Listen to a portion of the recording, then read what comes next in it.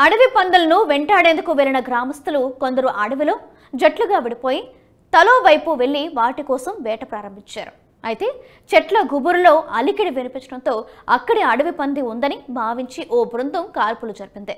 దీంతో మరో బృందంలో 60 ఏళ్ల వ్యక్తి తీవ్రంగా గాయపడి అక్కడికక్కడే ప్రాణాలు కోల్పోయాడు.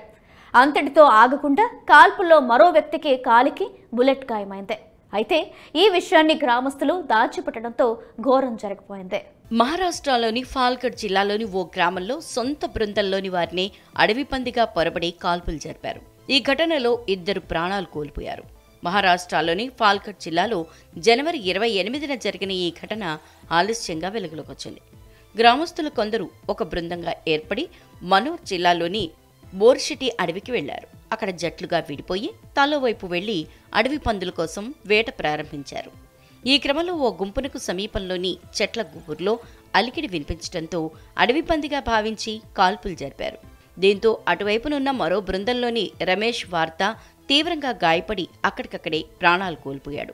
మరో వ్యక్తి అన్యమహాలోద కాలికి గాయమైంది. ఈ ఘటనతో భయపడిన వేటగాళ్ల బృందం విషయాన్ని పోలీసులకు కానీ కుటుంబ సభ్యులకు కానీ చెప్పకుండా రమేష్ మృతదేహాన్ని అక్కడే పొదల మాటను దాచిపెట్టారు. గ్రూపులోని మిగతా 4 రక్తమోడుతున్న మహాలోదాను షిగావ్ పాటిల్పత గ్రామంలోని ఇంటిలో దిగబెట్టారు. అతడి పరిస్థితి తీవ్రంగా ఉన్నప్పటికీ ఆసుపత్రికి తీసుకెళ్లలేదు.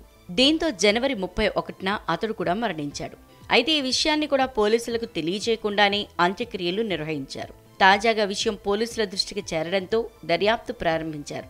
బుధవారం అడవికి వెళ్లిన పోలీసులు అక్కడ దాచిపెట్టిన వృద్ధుడి మృతదేహాన్ని స్వాధీనం చేసుకున్నారు.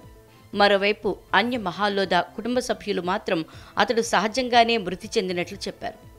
ఈ ఘటనకు సంబంధించి పోలీసులు మొత్తం 8 మందిని అదుపులోకి తీసుకున్నారు. దర్యాప్తు కొనసాగుతోంది.